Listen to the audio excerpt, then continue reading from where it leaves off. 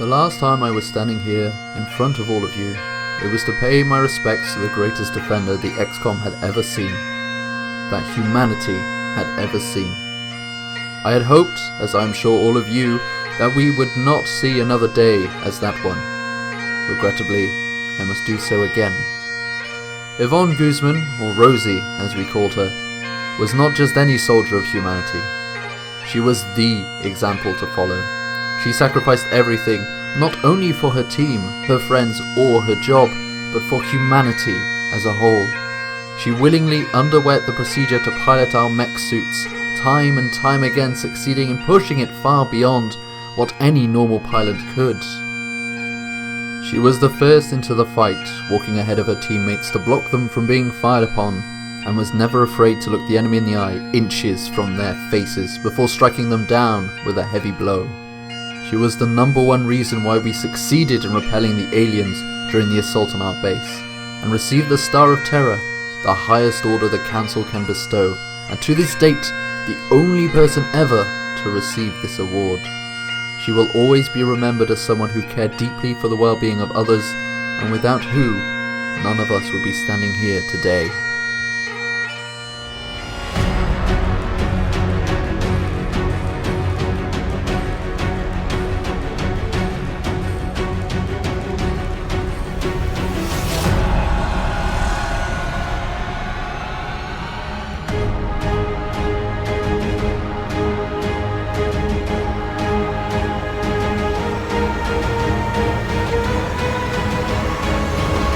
Hello ladies and gentlemen, and welcome back to Last Line of Defense.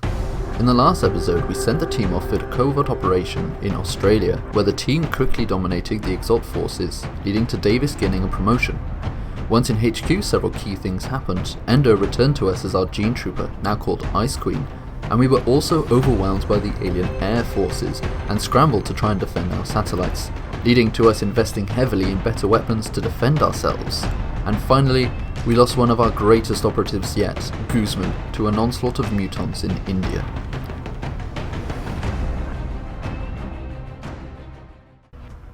So welcome back to episode 21 of Last Line of Defense. We're going to go straight into it with researching a guided fusion launcher, which gives us a guided blaster launcher, which I think is an upgrade to the rocket launcher for the heavies.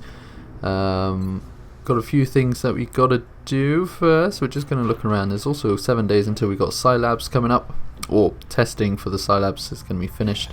We're just going to carry on. We got stealth satellites. So a lot of what's going to happen in this episode is that the investment from last episode is going to go through, and we're going to be getting a lot of that coming over the course of this episode. I don't know why I said that in that voice, but here we go.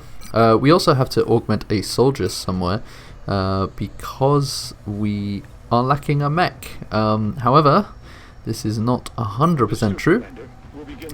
So I've just invested in the change of this woman. Oh god, we got a cool new weapon there. But we actually do have another MEC trooper. Oh, there we go, we got a little shiv, a little alloy shiv. So yeah, that's going to be coming with us on a in a future mission. Looks pretty cool. We're going to test it out, see if it's any good, and then we're going to scan some stuff.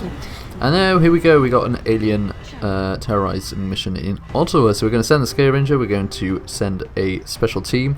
So this is a team we're bringing: Shao, Basso, Suleiman, Endo, Chikunga, and Goliath. Hell yeah!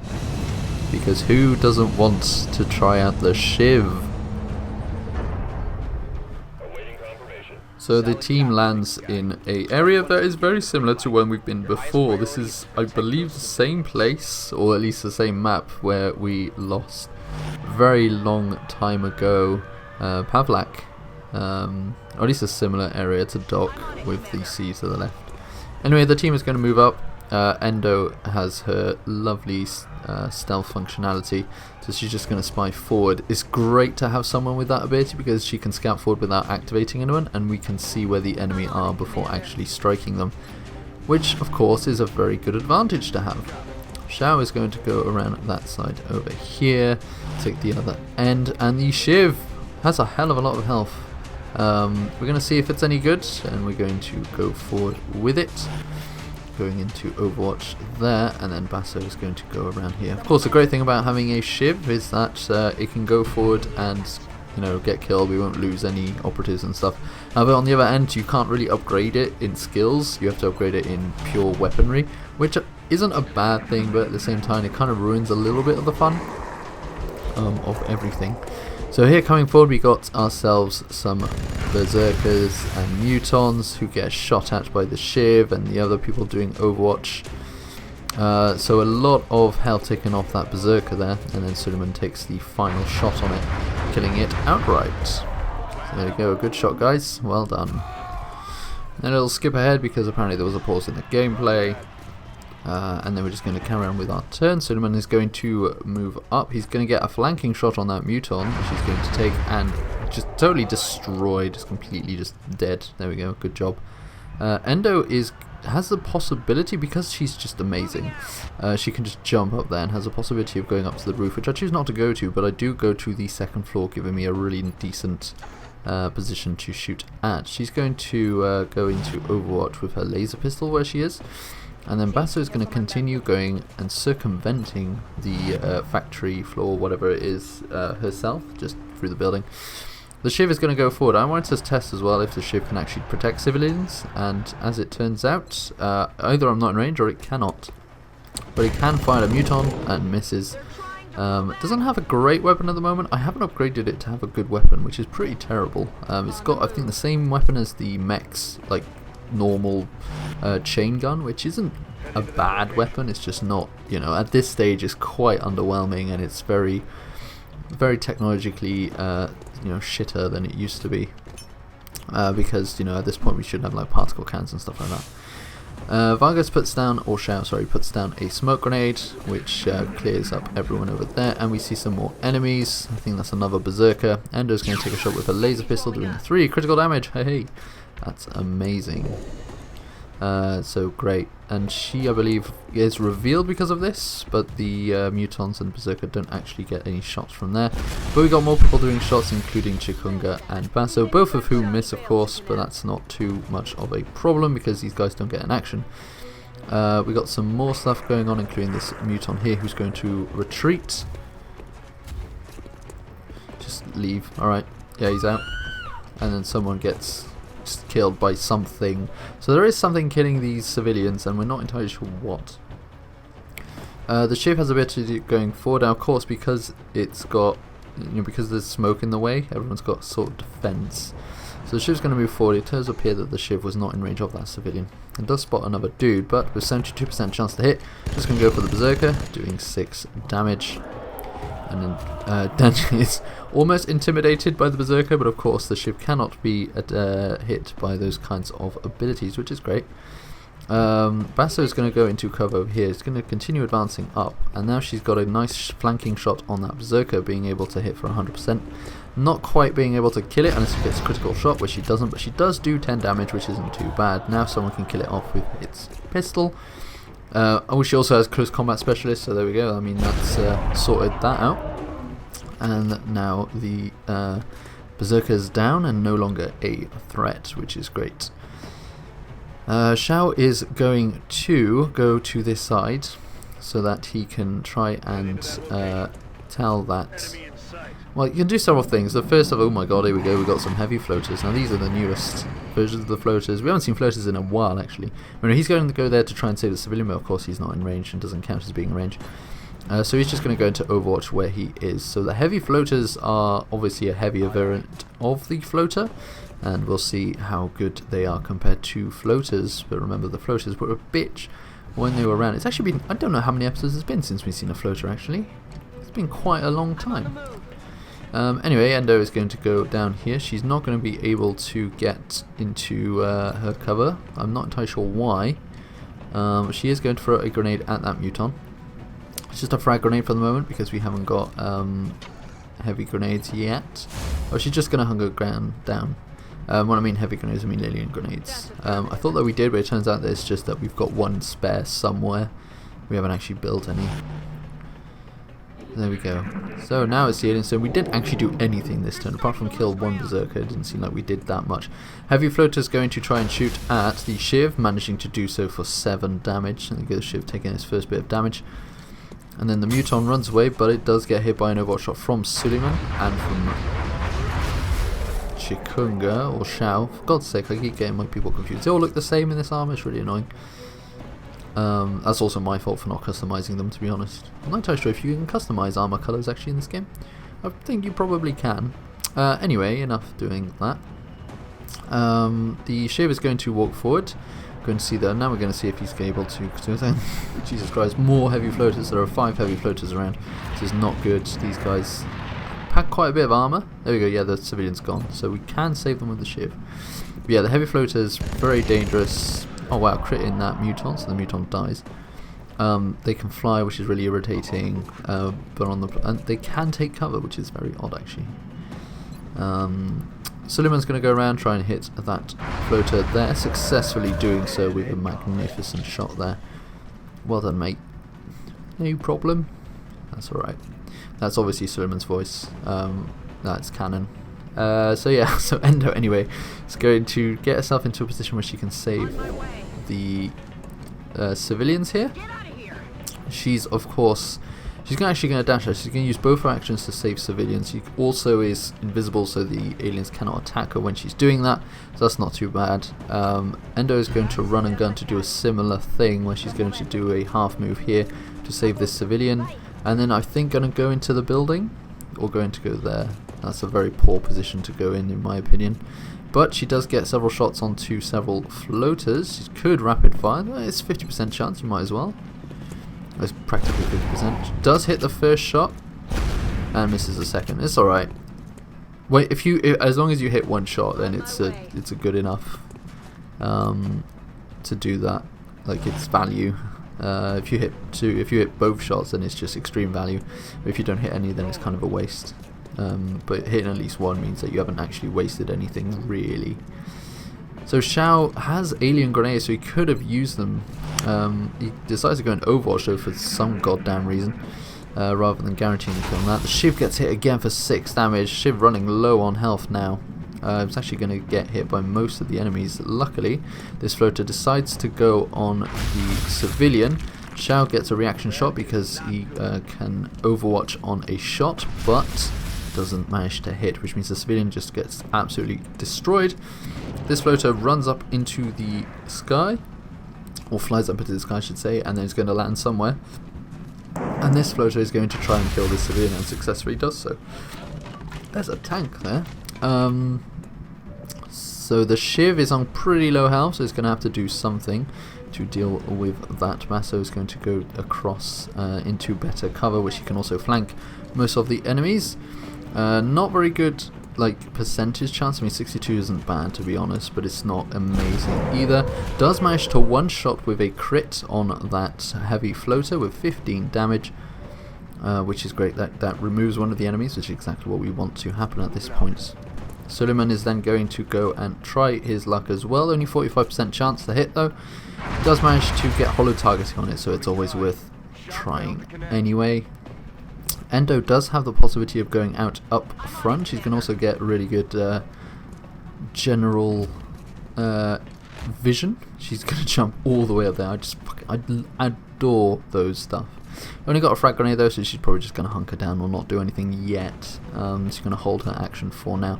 The Shiv, just like a mech, can't get into any cover, so he's just going to move up to try and get a better shot at things. Gets a shot at this guy. Does miss though, despite the 15% extra accuracy due to the hollow targeting. Shao is going to move up into a iffy cover, if I say so myself, but he does have suppression, so he's going to do that to prevent this floater from running away, and also just to suppress it in general. And Endo's going to hunker down, so only Chikunga is left. She's lagging behind. She hasn't really done anything this battle. She does get a shot on someone. She just decides to go on Overwatch though for some reason. Don't know how I'm playing this battle. This battle doesn't seem very well played, to be honest. Chikunga does get a reaction shot though, and does get 8 damage from that, as the heavy floater tries to shoot one of the civilians, but also misses. So it's still suppressed, which is probably because I think if you're suppressed you get something like a minus aim. I'm not entirely sure how much the minus aim is. Floater is going to go for someone, does 6 damage to them. I think that was Xiao. Yeah, Xiao did take 6 damage there, leaving it being our turn now. There's also a floater, if you remember, who's gone somewhere, went into the air and has just sort of disappeared. However, time has come for Endo to snipe. He's going to do a first shot at the floater, killing it with a 100% chance of critting as well, just ridiculous amount of damage. And with her double tap and being revealed, manages to kill the floater, killing that outright. A little bit of a weird... we basically fought it again because I saved just in case of a crash, which I do semi-often from this point on, because I'm at the point in the game where if I lose some footage I get really annoyed. And the Goliath is going to move up as well. Actually is going to reload. A lot of people need to reload now. We've sort of done the first wave of enemies, so going for a reload is a very safe option to do. Chikunga's going to move up behind, pulling up the rear. Having an Overwatch at the rear isn't exactly bad, and there's that floater that went around. Chikunga's going to get a shot on it, hitting the whatever that is, was it forklift? So that's not always good, but the floater doesn't get any shots on anyone, so it's not too bad. However, he has managed to flank everyone, which is annoying, but there is a rocket launcher to be had here. So what we're going to do is explode this factory completely. Ah, we're not? That's really annoying. Are you going to run and gun then, Basso? Possibly. Well, something's going to happen. We're going to kill someone. That's a really bad thing to do because you didn't run and gun. Alright, whatever. Chikunga is going to just hunker down. Oh, I think I know what I'm doing. I think I'm trying to get someone to get the kill. I'm running away because I want to do so. Or I'm trying to stun it. That's what I'm trying to do. I think that's what I'm trying to do. I'm hunkering down everyone so that they can't get the shot on the heavy floater, because I'm going to try and stun the heavy floater. Don't think it's going to work though, if I remember correctly, but it's a good tactic. Of course, Xiao's in a very bad position here. Or Suleiman, sorry, is in a very bad position here. He's going to try and hunker down and let Basso try and stun him. I forgot I had the stun thing. I forgot that was a thing, to be honest. Apparently I'm unable to stun that. But everyone's going to just hunker down, get themselves bonuses in everything, and the Goliath is just going to sit there. Then the floater fucks off because it's really nice like that. Gonna try and shoot at one of us again, missing again. The ship is on pretty low health though, which is great. Still not in range to do that, so we're just going to go around like so. This is actually a very interesting... Oh, I saved the civilian in the process. This is a very interesting tactic. I mean, when there is one alien left, and it's not exactly a strong hit. I mean, the heavy floater doesn't hit that hard, which means that it's not too much of a problem. I also pressed the wrong button there. So we're going to see what the floater does. I think it's just going to run... Oh, I think I accidentally shoot it. I thought I didn't manage it. Well done, guy. So yeah, he runs away and gets shot by Basso instead of stunned, which is his fault, you know? But whatever, we successfully completed that mission despite running around and trying to stun it to capture it, but it's not really worked out very well. But we land at base having completed the mission and not taken many casualties except the Shiv, which is supposed to take that. We got 2 lovely promotions. Chikunga becomes a lieutenant, so she's going to go for revive, and Xiao finally gets his colonelling, which is great, and we're probably going to go for Sentinel, because 2 reactions is hella good when overwatching. We also get the heavy floater autopsy, which we're going to be doing ASAP, and we got panic reduction in Canada. We've also got our cybernetic augmentation from Renard, but as it turns out we need to actually repair the Paladin Mark III mech suit. So we're going to do that. I'm going to click a lot of things that shouldn't be clicked and go to the grey market, which is where I'm supposed to be going, so that I can sell a lot of stuff. But before we do that, we're actually going to go to the research to get our autopsy done. Another variation on a previously identified specimen, this is the heavy floater. As you can see, the aliens have made substantial improvements to the armor and weapons systems available, while removing some of its exposed vulnerabilities. An extremely dangerous combatant. So the heavy floater allows us to get advanced repair project from the foundry, which is okay, I guess. I think it only works for the shiv anyway. It's not like a huge amazing thing, or I think it's to allow people to repair it. Anyway, we're going to be doing a lot of selling and non-combat-y stuff for quite a bit as the research carries on going in, and also we look at stuff that we can sell so that we can repair our paladin. We've got a bunch of UFO flight computers which are worth a hell of a lot, so we're going to be using some of those. 2, in fact, apparently. That's all we need, so there we go. That gives us 98 bucks. We've got, the thing is, we make so much money a month, which is insane. I'm slowly trying to get to where I need to go. It's like, what do I need to do?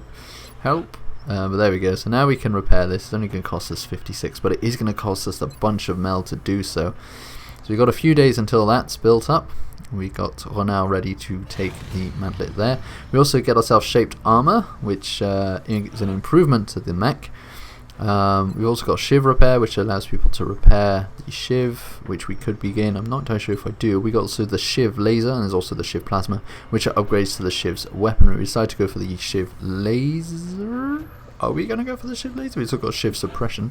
We are going to go for the shiv laser to upgrade the shiv. I thought that for the first battle, anyway, that I've used the shiv, I thought it was pretty decent. It's probably not as good as a mech, and it's a good replacement for the mech. And then France. There's a problem there. There's always a problem in France, and this time it's an Exalt cell present, which means we're going to have to be sending an operative to deal with that. We could attempt the raid on the HQ, but we decided not to. For some reason it shows me Endo as our operative, and I'm just like, no, we're going to send Davis, we're going to send Ghost, who is our great spy. We're going to give her a loadout. Of course she can get laser pistol, and because of tactical rigging can also get a nanofiber vest, which is fantastic. She's only got 1 kill. I saw 6 missions, 1 kills. It's not bad. It's not amazing either. I feel like the covert operations aren't amazing when it comes to this. It could also be just the fact that I've got really shitty pistols at this point. And then we get something from the Scilabs.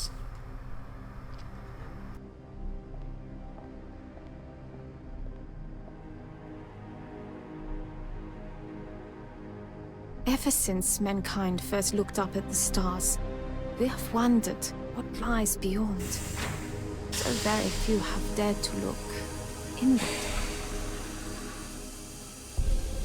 The depths of the human mind hold more secrets than we can possibly imagine.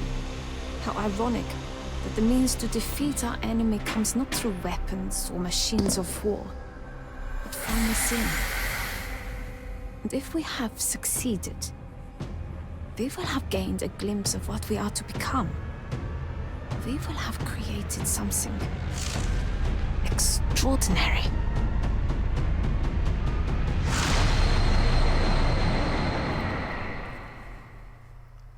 So of course Vargas had to be a psi operative. The person who misses all the time has to be a psi operative. So there we go, we have our first psychically trained person, and that means not only, like, I kind of look at this like, fuck it, let's just test everyone that we already have. So we're going to put Shao in there, we're going to put Basso in there, and we're also going to put, I believe, Chikunga in there as well. I'm just looking at stuff and I'm like, I might as well just, test the people that I like to test. Yang did not turn out to be one of them, and nor did Kelly, but that's not too bad. So we got Basso and Chikunga and Shang in there. Just going to see who's going to be our psi operative. It's going to be very important who turns out to be a psi operative for the end game, but I won't say any more for now. You'll see how important that can be later. Still got quite a few important missions to go on as well later. But yeah, so we're just going to carry on, and we got Dr. Shen, who's telling us about the ethicalness of this, the fact that we've been augmented soldiers, not only in the gene troops and mech troopers, but also psychically as well, and how this is going to be dealt with after this all goes, after the aliens are removed.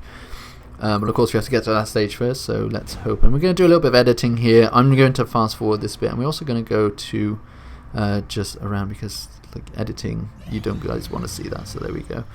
And then get our encrypted data, which is our grade C result, because obviously we lost 1 satellite, we let 2 UFOs escape because we couldn't stop them. We also lost Guzman, which is terrible, but we got a fuck ton of money. We also almost got 1,000 credits, which we're going to use straight away. We're going to build our hyperwave relay, which is very important. It's a story mission, building, which we really have to build, so we're going to do that straight away. We're then going to pick what else we can build. We don't seem to have a trouble on power. At first I was like, oh, I should probably build a power generator of some kind, but we don't really need one.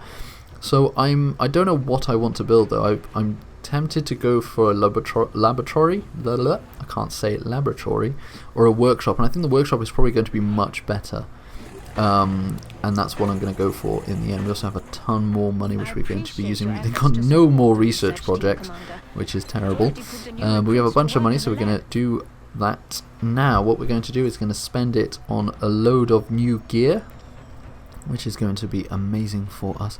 Oh, I think the advanced repair is actually for our ships. That's cool. Got the ability for advanced flight or improved pistol. We've got so many awesome things that we could improve with that money, and at the moment it doesn't seem like I know what it is. We need an alien grenade somewhere, and I know that Kelly has one. So we're going to go to the soldiers, going to look at, I don't know who's got one. Someone's got a alien grenade. I'm pretty sure it's Kelly, so we're just going to go and take it off him. There we go, and now we can do the alien grenade upgrade, which allows us to upgrade all of our grenades to alien grenades. So we're going to do that straight away. I'm pretty sure that's what it does, if I remember correctly. We've also got a load of build and buy items that we can do, including more firestorms and shivs and other stuff. There's a hover shiv? What the hell? That's amazing. Anyway, sorry. We've also got a ability of building a bunch of fusion lances and other stuff. So just some great stuff for the ships that we could do. But for some reason I'm taking forever to like decide what I want to do. Oh god, there's EMP cannons as well. Holy crap. We could, and I think that's what we're going to do, is build the next two Titan armor. So we've got a full set of 6. We're going to build ourselves a full set of plasma rifles as well. So now we have 4, because usually we don't have, because only like the operatives do that. We also got, once again, do not build a particle cannon. We're going to build 2 medkits for some reason. Not 100% sure why I decided to go for medkits, but we've also run out of money now. Well, I say run out. We got quite low money for what we got. We're going to go for advanced repair for some reason. But hey, why not? And then we're going to scan for activity, and something awesome happens, which isn't that.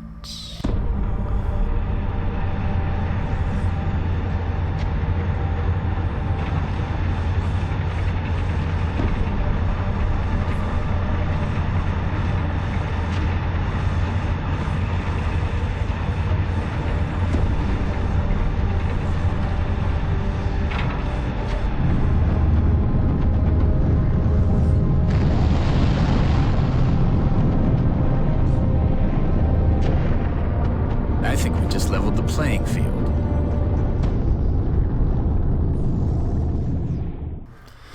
Personally, I think that the Firestorm like cutscene is the best cutscene in the game. I don't know why, it's just such an amazing, like, that's right, we've got to this stage. But as you can see, this whole episode has really been like, apart from the Terror mission, has literally just been us having invested a lot in things, investing more in stuff, and getting the results of that. So we now have the Firestorm, which is one of the best, well, is the best interceptor. You're going to see just how amazing in future episodes. And we're going to do a lot of loadout editing and switching around where things go. It's going to take a while for everything to get in order. I'm working out how the transfer works, and it turns out it works like so. So there we go. And I'm going to just put some of these ravens. So the ravens are just the old ones, and then the demons are the actual what they called firestorms, which are fantastic. I'm so happy that I have them. I fucking love them, and you'll see just how amazing they are in the future. And also we now have our operative ready for the covert operation for Sacred Crone. We're going to be taking a special team, and I'm actually going to allow you to watch me do my selection as we're going to go through our team. So what I'm going to be doing is clearing a few things. We're going to be taking a bunch of people here that we don't usually take, and making some items available and stuff like that. Because you don't usually see me do my loadouts, just mostly because it's slow as fuck, but also because it's not really that interesting. But yeah, so we're going to be taking Sergeant Kebe. We need her to level up just in case. We're going to fuck off with Major Kelly. He can go suck a fat one. I don't know why he exists, to be honest. He's a right twat. He doesn't have really good... Just go away. Go away, mate. No one likes you. And what we're going to do instead is take someone that we've not used in a very long time. Miss Kate Williams. Of course, Kate was in fact our mech trooper first. She was the first mech trooper that we had before Guzman, and Guzman kind of just took her spotlight. So now Williams is back, and she's only got a minigun because we need to upgrade that, and we're going to do that in a future episode. But that is a team we're going to be taking. We're going to keep taking the Goliath with us. I think it's got a laser gun now, so it should be good, and we'll see you next time for this covert operation.